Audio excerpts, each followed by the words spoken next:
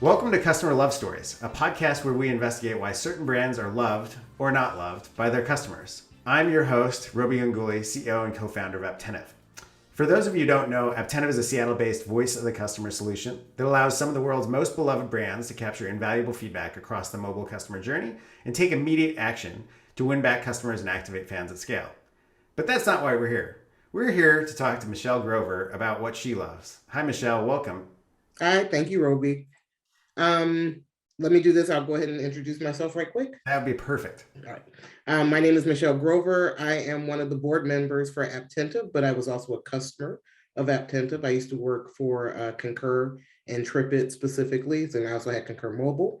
So that's how I learned about the Apptentive brand, and we used it to see if our customers did or did not love us. It went up and down sometimes.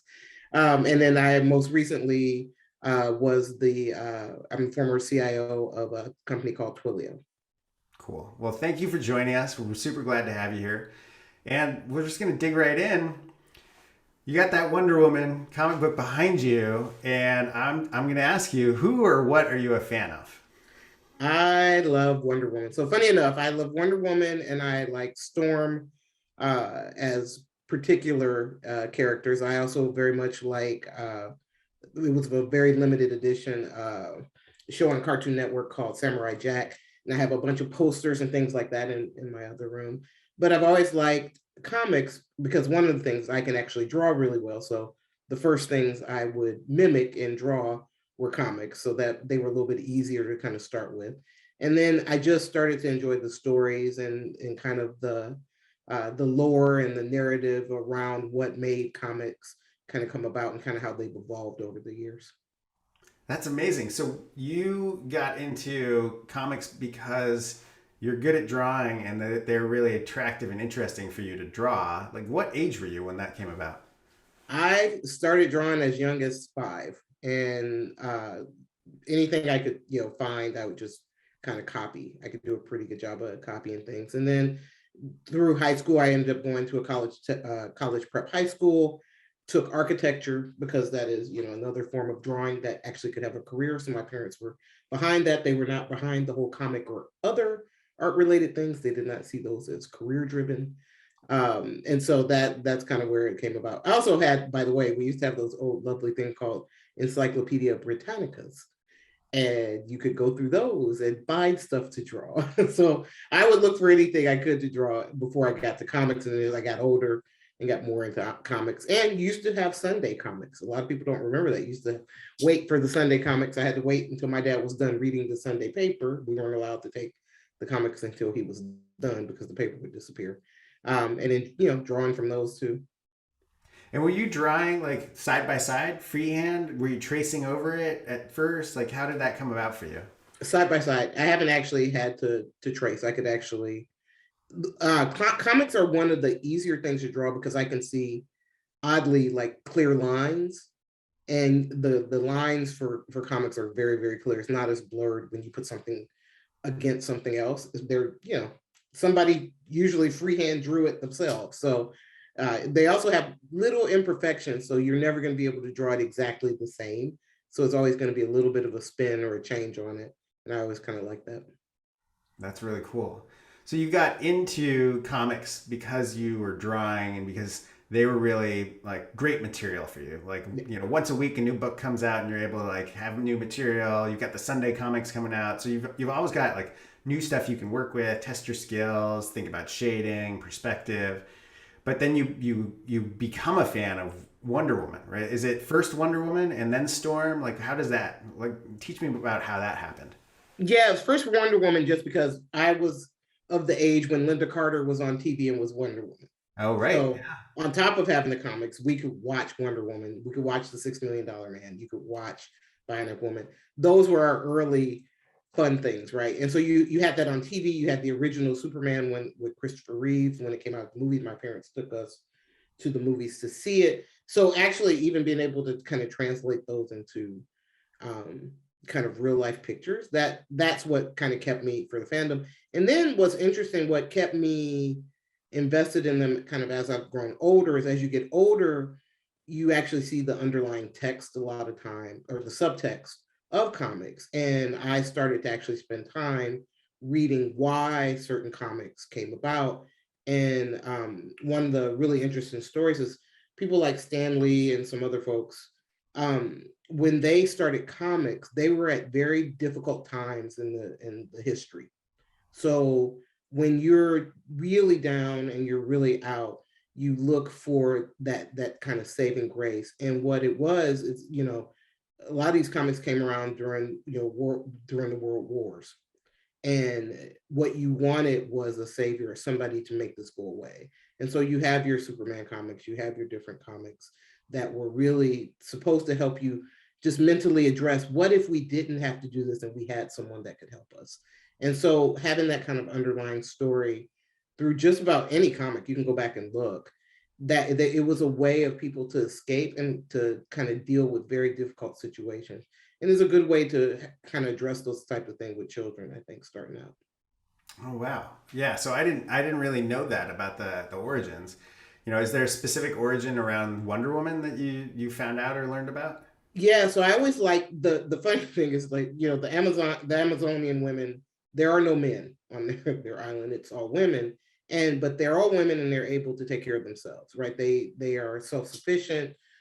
They actually don't particularly want to be part of the world. They're not interested, they're cloaked, because they see that as not their business. Essentially, if we take care of ours, we don't worry about that. But Wonder Woman, was actually, the queen's daughter, and she couldn't watch what was happening in the world without getting involved. She felt for them to have this ability and to not be able to actually help people, it bothered her. So it's that kind of origin story, which is, the same thing they do with Spider-Man, like, right, with great power comes great responsibility. And all of that transitions to, if you're going to be a leader one day, if you're going to own a company, you're be a CEO, right?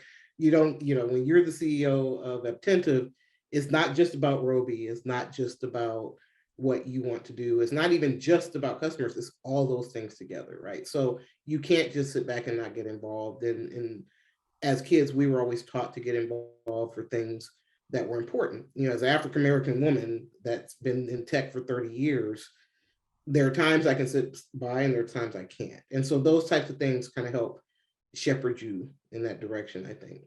Yeah. Yeah. And so you referenced that you were told and taught as kids that you have to get involved, right? And so then the resonance I'm hearing with Wonder Woman was that the main character, her point of view is she had to get involved, right? So it's like you're getting taught this from your parents and it's resonating in this book and it gets reinforced.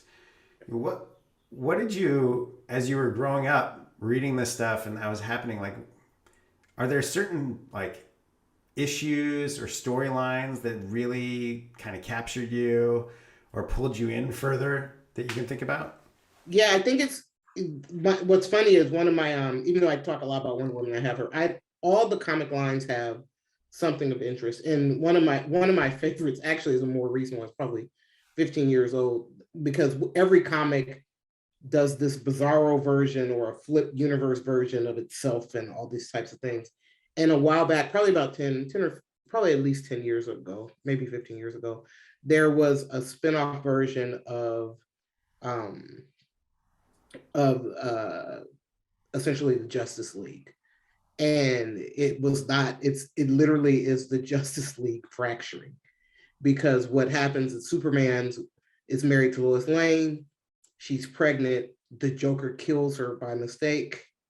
Well, it's the Joker, so he did something dumb, but it wasn't intended to kill her. It's probably just to throw him off.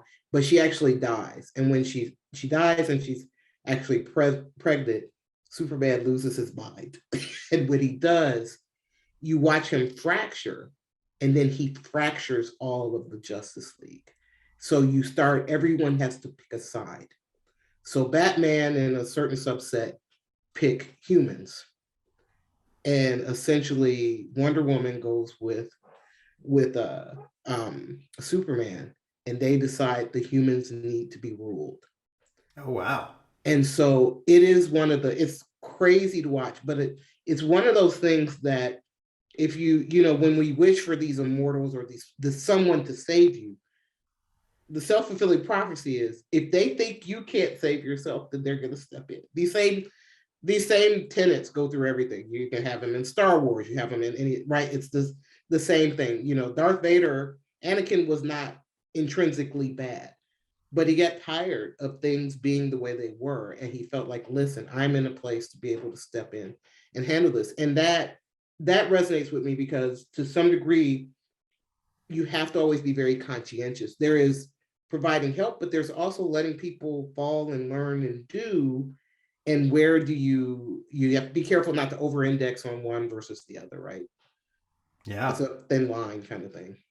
Right. So, one of the things that is now becoming more clear and obvious to me is that for you, you got into comics because drawing was a passion of yours, but you stayed with comics because the narratives that were coming out of it resonated. And the narrative of being involved first, but then the narrative of having to like choose and think about paternalism, like the concept of, hey, if they can't help themselves, do I watch out for them? That starts to really like latch on, and you're in your teenage years, you're like an adolescent starting to become an adult, and you're thinking about this stuff, and it's all resonating for you. So you have, quite a weight on your shoulders of the things you're thinking about as you're reading and interacting with this comics. And how does that impact the fandom? Like, does that draw you in? Are you waiting every week for the new thing to come out as a result? Yeah, and then you hate some. I mean, some things you're like, oh, I really don't like how they did that. But it's always funny because you also realize it depends on what stage of life you're in. I can go back. It's just like going back and what I don't know if you've ever gone back and watched an old show you watched when you were younger and you were so in love with it. You watch it now, you're like, oh my God. Yeah. Oh yeah. Some of them do not hold up really well. Some of them do not. But then some hold up really, really well. And now you have a better understanding. And that's kind of how it was with comics. So I wouldn't just always write it off. If I liked a particular series or something, I'd read it. And then sometimes I would go back and kind of reread it later because depending on where I was at in that stage of life, sometimes it was actually better ending and it resonated better than it did at that time. So yeah, I would sit and wait. And then I'd walk away from them from time to time. I wasn't, though I really liked them, I literally would walk and see. I wouldn't just blindly buy them. I'd go through the comic stores and see what resonated with me and then buy it then, so I may not buy it when it's out immediately. I might, it may not have meant anything to me then and just kind of go back and forth from there. Yeah. And so you'd see if it resonated with you. And that, like, one of my questions that I like to ask is, what does a brand have to do to lose your loyalty? And it sounds like there are sometimes storylines that would be not as interesting to you. But did Wonder Woman as a series ever lose your loyalty? No. Mm-mm. And because what the would they core have to still is do? always the same. What would they have to do to lose it? Like, what would that look like? I think in order to lose it is to probably rewrite completely the core tenets of it, right? Like none of the comics tend to, even when they flip them on their head, the core person is still the core person. Batman is still Batman, no matter how many, we can have 25 Batmans, but there are basic core tenets. What happens to his family is a trigger for whatever. And whether he's not bad, he's not good, he's somewhere in between, right? Like those basic tenets still tend to hold true through comics anyway. They kind of keep that basic core of the person. So you can kind of pick which side you're on and kind of still see that. That's what that would, they would literally have to do something so completely contrary to the kind of origin story that's just kind of ridiculous. They Okay. can change Batman, they can change Wonder Woman out, they can change their race, ethnicity, all of that, because honestly, the core fundamental values are still the core fundamental values.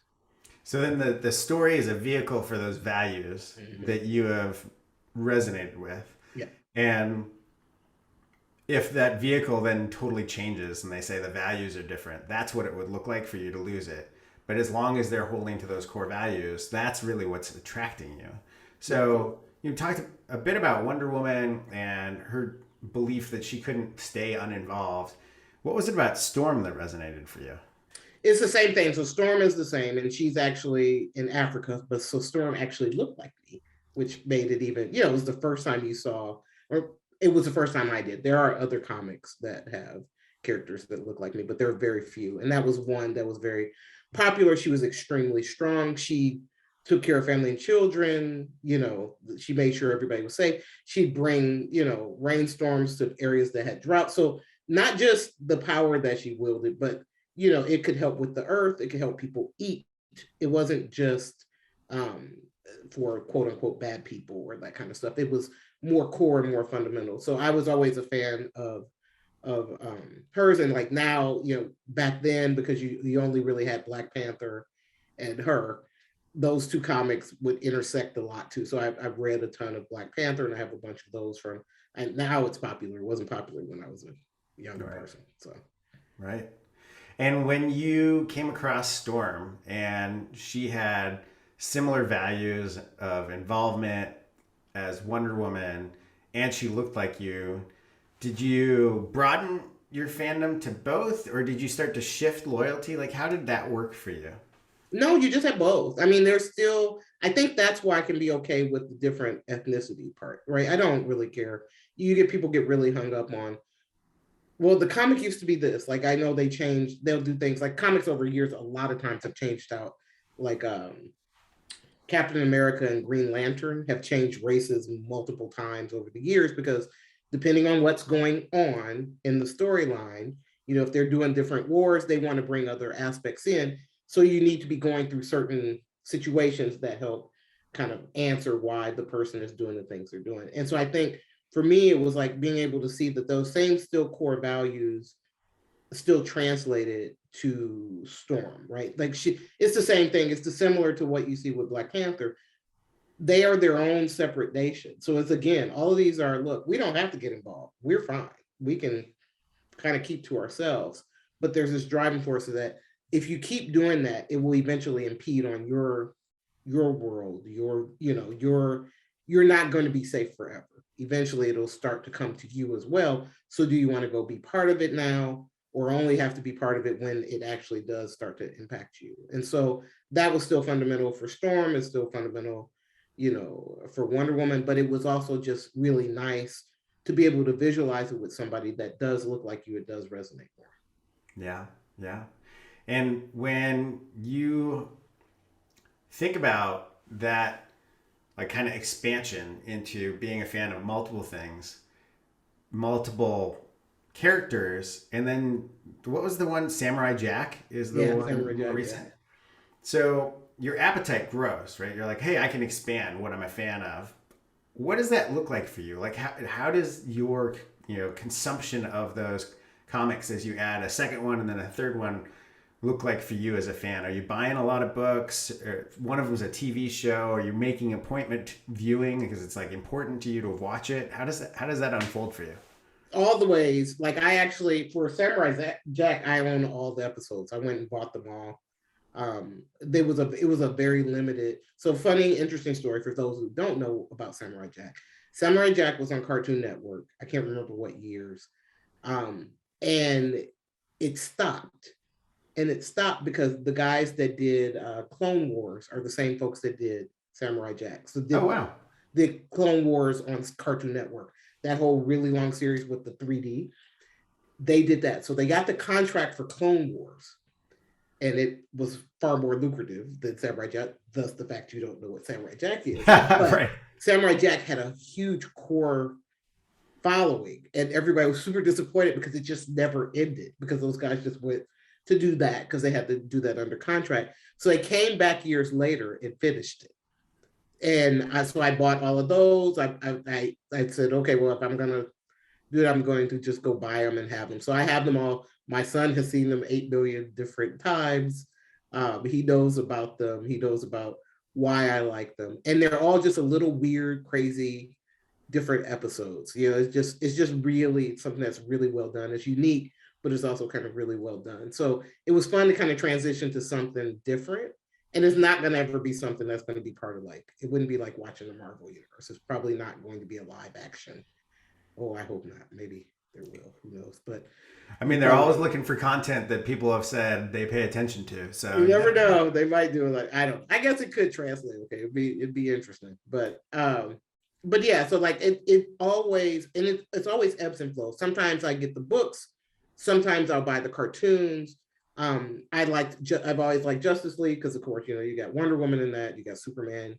You have some really really cool uh comic characters that not a lot of people know about. Jean, who was a Martian, the last Martian before his planet died, and he's actually the most powerful superhero. He's more powerful than Superman, and so he was a part of that same league and stuff like that. So they've done different renditions of that. If I watch the cartoons and I like them, I would buy them for those seasons. So I have a bunch of different seasons of cartoons. Some are on VHS, some are on DVD, and then now you can actually buy them and kind of save them offline. Yeah, yeah. All right, so you consume it in lots of different formats, and then Samurai Jack, you became a collector in a pretty meaningful way. So you're buying all the DVDs. Is that what you're saying when you buy them? You got them They on. don't have them DVDs. They were on Cartoon Network. So I bought all the streams of them. So essentially, I Oh, have them okay. saved on a hard drive. Got it. Got it. And is that backed up into the cloud? Are you like, It is that is. a okay? So this is like a prized possession. You're like, I It am is. not losing this. I paid for these pieces of content, these Yep. streams. Here's hoping they said something will happen but I don't think it'll ever go away. So I think we'll be safe. But yeah, And what's the craziest thing you've done as a fan? get dressed up. I have dressed up as Wonder Woman, which is saying something because I don't dress up as anybody, but I'd actually done it. And I only dress up so far though. I can't do the full cosplay thing. But I actually have a tiara. And funny enough, I think my son got it for me. So like they made a tiara that's the more recent Wonder Woman one, as well as one of the older one that Linda Carter wore. And so I have that. I had a lasso for when because I took him out for Halloween one year. And he's like, you can't go out without anything on. It's like, okay.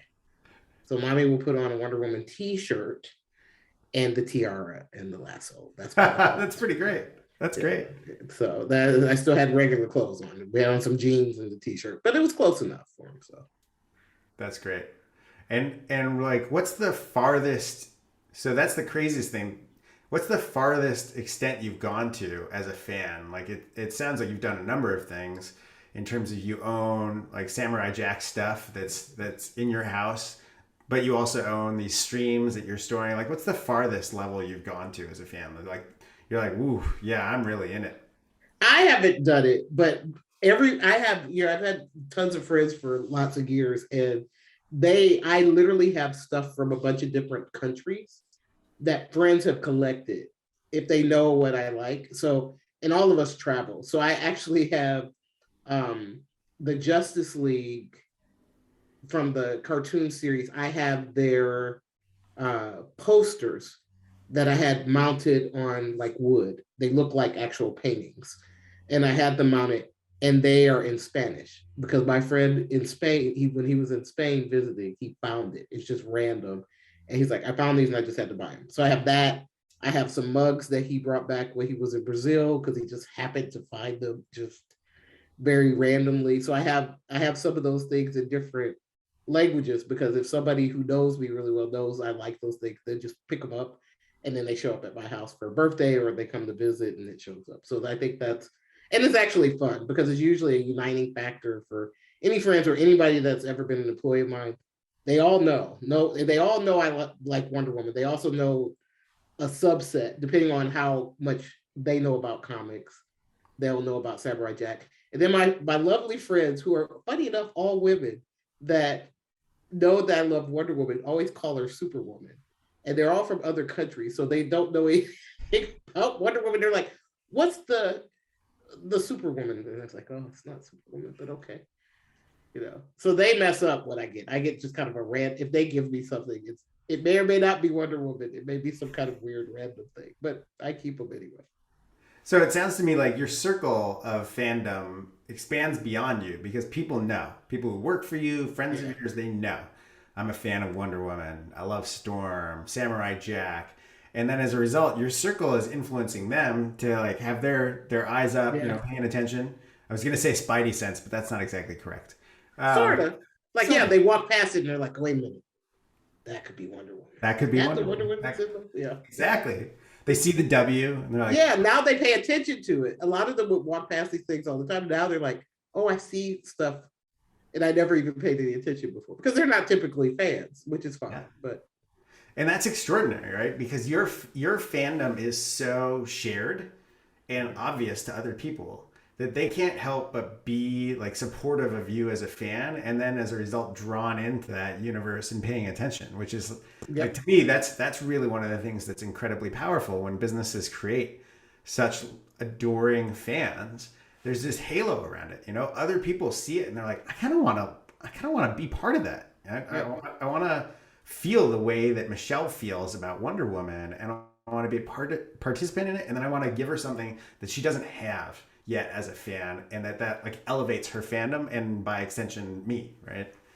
They feel really good. People love to give things to people, right? Like, people, buying the gift is great and getting gifts is great. But to me, there is a more joy in like doing something, not just a gift, but something that's very personal to somebody. The personal gifts mean the most. They may not be the most expensive, but those are a lot of times the more meaningful gifts. So some of the best things I have are like $1.50 cups that they found in New Orleans or something like that, right? But it's funny because I watch when they give me the gifts, I start to do better because I'm like, oh, thank you. And I realize, like, you look up, they're still kind of staring at you. I'm like, oh, I didn't have the proper response. They expected, you know what I mean? Like in them, they were like, what do you mean, thank you? It's Wonder Woman. I'm thinking, yeah, but like I got like 25 of these upstairs. You just don't see them. And like one year, I actually had 3 employees. There's a Wonder Woman book, and 3 separate employees bought this book for me. And Oh each wow. time I got it, I had to go, oh, thank you. This is great. And I had already bought it for myself, so it's not even. So I didn't want to tell, but they were so happy to give it and so happy to kind of, like you said, be involved in it in this cursory way. I'm like, oh, now I have to actually give the proper joy level for them to feel good about what they did, which was a really nice thought. But yeah, to this day, they don't know. I got like 4 of them upstairs. They're about to find out when they listen to this podcast for Yep. sure. Yeah, totally. That's amazing. So you had already bought it, and then 3 people 3 on separate their people. own got it for you. So you Yep. had 3 gifts to give. Did you give that away to other I people? Or you kept just them. okay. It felt like normally I probably wouldn't care, but they were so happy. I was like, just hang on to them. Like, just what I mean? I would actually feel bad because then I'd have to tell them like, hey, I already got it. Like, and at this point, I mean, it's been years, but I was like, they literally are all upstairs because I saw them the other day, and I was like, why do I have? Oh, that's right.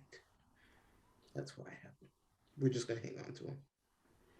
And I'm curious because you're such a transparent, sharing person, right? Your teammates, your employees, your friends know this fandom. They know about your passion, but you're not necessarily a person who's going to demonstrate it. Like you said, dressing up is the farthest you've gone, but it's not something you normally do. How does it get introduced? How do you bring that to people? How does it come up for you? Usually in my office. So whenever when we were in offices, Yeah, it would right. be I have posters, I have little pictures, I have cups. I would take just a subset of any of those and have in my office or my desk. They're actually just good, especially being an engineer. You're looking for just kind of conversation starters, and sometimes people don't know what it is. And so over the years, whenever I've had offices or desks, I've always put just like lots of little different things, right? Not all of it's comics. Sometimes it's funny books and different things like that, because sometimes people come in and they're uncomfortable. And I found that like having them kind of, or I'll be on a call and they have something to kind of go look at, and they start to kind of putz around with your stuff, and then they ask questions and you can kind of talk about that. So that's how. And then funny enough, every company you start, they ask you about things you like. So I just go ahead and tell people, which is funny. Any comic, even though people don't particularly care, a lot of people may not be into comics or any of the superhero stuff at this point, because you have so many Marvel and DC movies. It's not like when I was a kid. People know about it and they have an opinion whether they liked it or not. So literally, like when I started Twilio, they asked about it, and I had it as part of one of my things, and I couldn't get offline quick enough because I had about tons of people arguing about who was better, Batman or Superman, and did I have a, just all these things that I thought it's like the great uniter, even if the person is not super interested in it, it's like, oh, I have something I could say about that. Or heck, you can Google it and figure it out, right? Like it's something that's like a nice introductory conversation for people without a lot of weight Yeah. behind it. Right. Right. No, that makes a ton of sense because then it's got social currency, right? There's Yep. this attraction. So through that lens, are you a fan of what the Marvel universe has done over the past 10 years in terms of creating this massive set of movies and franchises that now everybody has to go see and watch? Some of them, like I can watch most. The funniest thing is I haven't seen any of the event. I haven't seen the last. Or did I finally watch it? I think I finally watched the last Avengers or the last two Avengers recently. What I struggle with, like I can watch Wonder Woman, I can watch Superman, I can watch Thor, I can watch the buddy movies where there's like 8 million of them. They lose me. It's so hard to keep up with so many that I'm like, I'm okay now. I need to be done. And does that kind of tie into why they were attractive to you in the first place? That when it was, Wonder Woman and she stood for something and she had this set of values that you could align with, is it also connected to that when it starts to become an ensemble movie? It's less about the values and more about the action?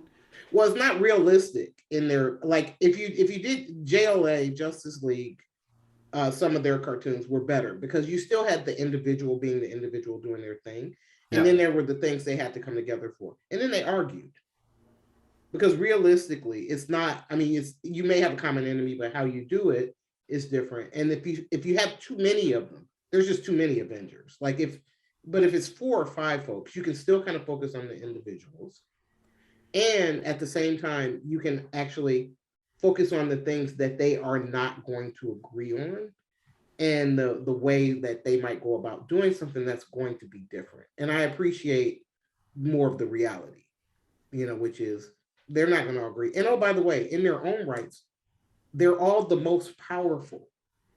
So their egos are always going to be in play too, right? Like who is the most powerful? So I like that. And you can't do that dynamic in a very large, you can do it really quickly, but you can't do it with kind of any depth with that. That So I makes kind of sense. like those interactions where it's smaller. I can kind of focus on it. The really big ones, it's just so much going on. It's kind of hard to get that out of it. I think they're fun.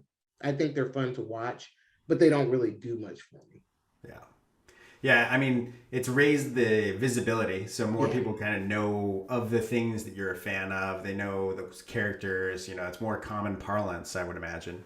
So I'm curious, like switching this into you as a leader, right? It's very clear that you've shared this stuff with people, that people know this about you. Mhm. When you think about as a leader building products that people love and trying to cultivate fans, like how do you think about that when you're switching into I need to be able to cultivate fans and create something? That how does that play out for you? It's always making sure that you talk to the customer. I think it's really easy. I was just telling somebody the other day, I was having a mentor call and I was saying to them, they were like, oh, I know I want this engineer and I know I want to build this. And I said, you're not the customer, and engineers, a lot of things. Now, we are not a monolithic group, but there are a lot of things that we are very singularly focused on. And it's usually not particularly the customer, it is designing what was asked. So your product partner and your customer representative are the really, really important people because they are your stand-ins for what you build and making sure that you truly are building something the customer appreciates, not just building something that you would use, because just you, that only applies to a subset of people. There has to be usability. The example I use, like, Apple phones, Apple is Apple. I haven't had an Apple phone in probably 10 or 15 years, but I bought Apple for my parents because you know what? Once they learn how to do one thing once, I never have to show them again. Right. Every upgrade they get, even if it changes so subtly that they can continue to do it. Right. And then, so that is a great product that truly does think about the customer and just usage patterns. Okay. I know that I pick up an iPad and I pick up an iPhone. and I automatically know that I'm going to do this for, how I use this, or this for how I use that, right? Flip side is Android has so many different flavors. So really depending on which one, you interact with it very differently, right? And so thinking about the fact that, when you are truly trying to get customer love, you want ease of use. You do want features, but ease of use, I would argue, is probably more important than all the other features, because if it's not easy to use, they're never going to get to the extra feature fun stuff a lot of times. And so making sure that you bring that in, and that you really have someone that is looking out for what is it the customer not just needs, because people a lot of times tell you what they need and they don't really mean that. You have to kind of get at the root of it, which is what, I told somebody the other day, put out a prototype, because the prototype will tell you what they don't want. Right. Even though they've told you what they want, when you put the prototype out, they're like, that's none of the things I wanted. But now they can tell you what's wrong with the prototype. So you can kind of get to what they really want that they're not saying, or they don't even know they don't know, right? So that's why it's really, really, really important that your audience, and that you are designing towards that audience. It's not going to be perfect, but you're designing for the masses a lot of times in your audience, your customers. Yeah. Yeah. And that aspect of ease of use, right? And really knowing your customers to cultivate love, right? To cultivate that fandom is really, really important. How do you instill that in your teams? Because you've led teams that are really large and across cultures. And one of the things that, I think is a subtext of what we're talking about with your comic book fandom is that Wonder Woman and Storm and Samurai Jack even can display across cultures in some meaningful ways. That there's clearly a global appeal for sure for Marvel and DC. So how do you do that when you're trying to build something and you're working with teams that are in lots of different countries, and you're bringing that together and say, hey, together we have to understand our customers and we have to build something that they love? You have to make sure that you build for the different countries. So one of the things that's um, I've been fortunate with is by having teams all over the world, you get to find out that what we build here does not do well in China, for example.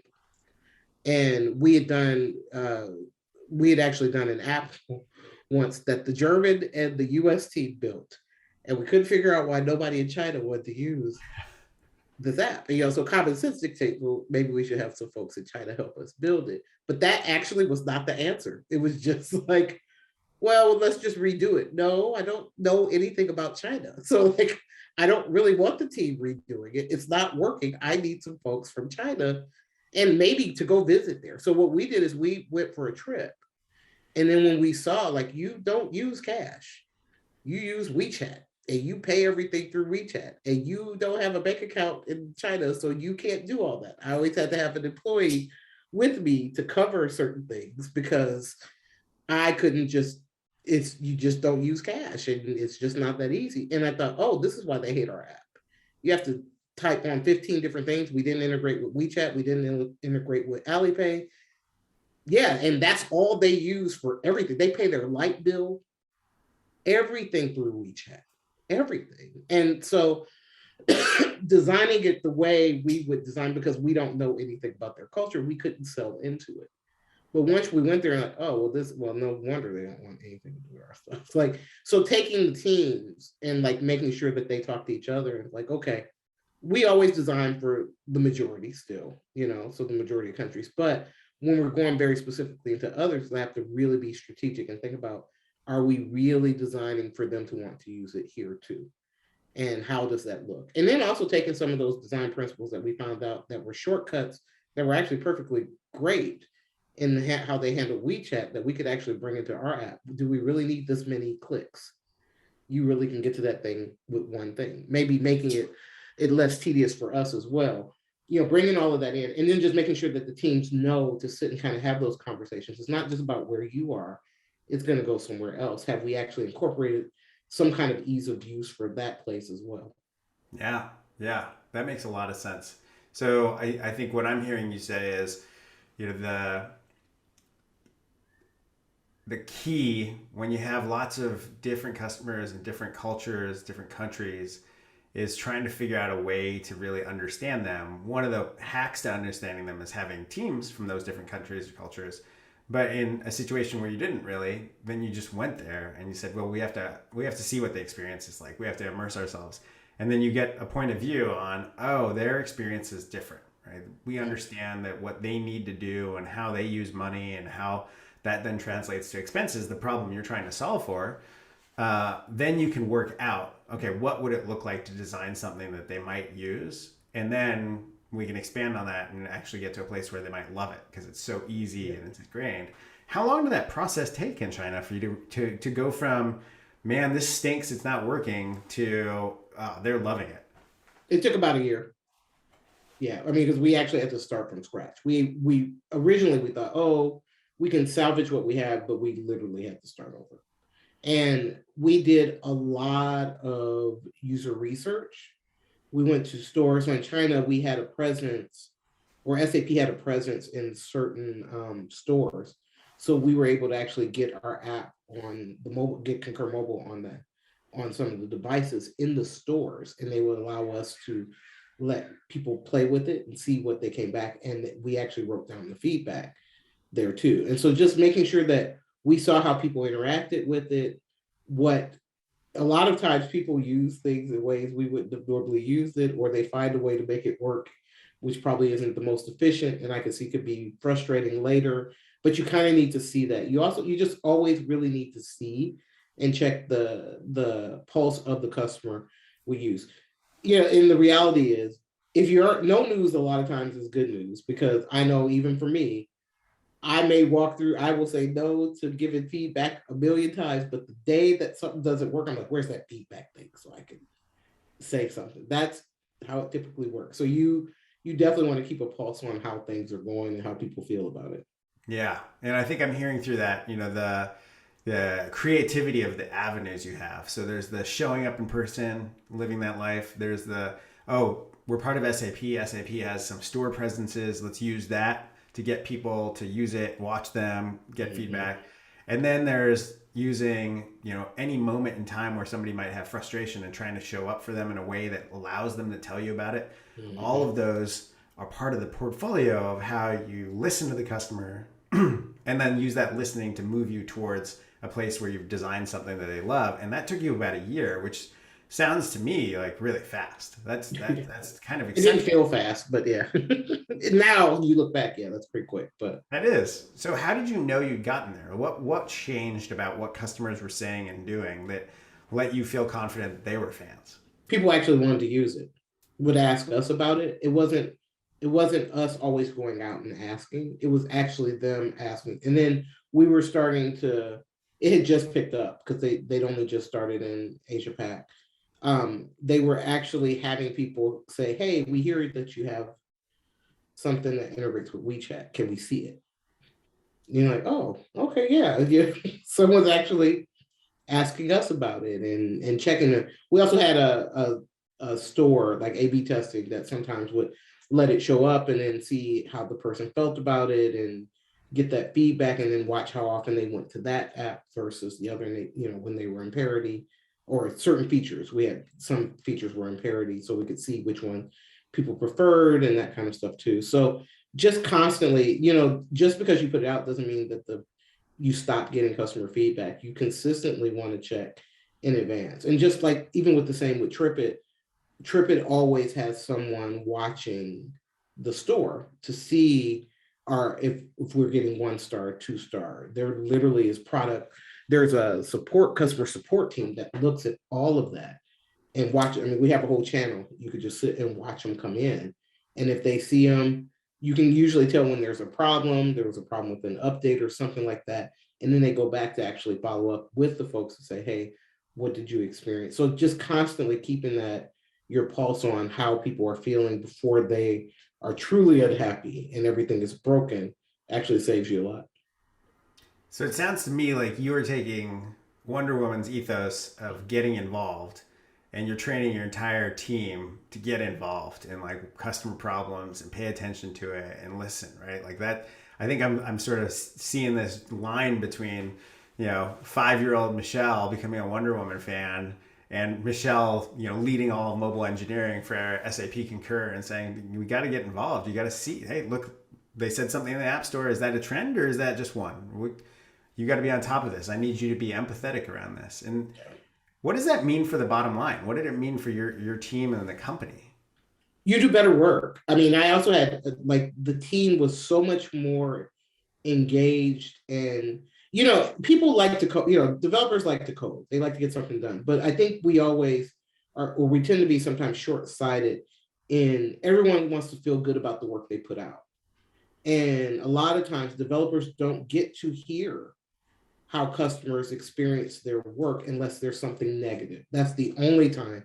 If it's broken, then they know. But they don't get to hear the positives, or that somebody super loved your app or was appreciative of how this did this, or it made their life easier, or this kind of thing. And so they were really happy to like be part of that and to hear like everybody was super proud with, oh, people really like what I did, or that was my thing. I did this one thing and I just want to see how that went. And we're really fortunate because we have really good product. We had a good product team too, and they were really close. So they would gather that feedback, they bring it back, they share it with the team so that everybody felt really good about it. So making sure that, I mean, we all use it, but we use it, we know what to expect, but there's something great about, having other people come in and say, hey, this made my life simpler, or this made something a lot easier. You just feel really good about the product you're putting out, and you get to hear it. Like, and it's not, like I said, it's not when in a negative connotation. It is actually like, hey, this was great. It's nice to just every so often get that your little gold star, and that was what was really, really important. And making sure that they got that feedback, they do better work. Yeah. And, you sell more, you do better work. You're more thoughtful. Now you start having the engineers be more thoughtful about what they put out and the experience that somebody was going to experience. And they start to think more about how they code things and if it's extensible and if it's going to be a disruption. So it's I think what you're describing, what I'm hearing is culture change. You're seeing a shift from, hey, we put stuff in front of people and we just keep putting stuff in front of people, to being, we put stuff in front of people and then we understand how they like it, and then we get feedback and we iterate and we're involved and we're motivated. And the more fans we get, the more motivated we are, because we really start to see how our work impacts them. And when people really appreciate what we're doing, like, that keeps us thinking, what can we do next? How can we raise the bar on ourselves? And so then the culture goes from like, maybe more of a linear relationship of passing stuff to customers to more of like an integrated cycle of conversation and upgrading and updating and getting better and better.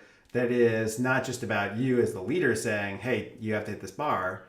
It's about each person on the team thinking about, how do I own making this better for my customer? Yeah.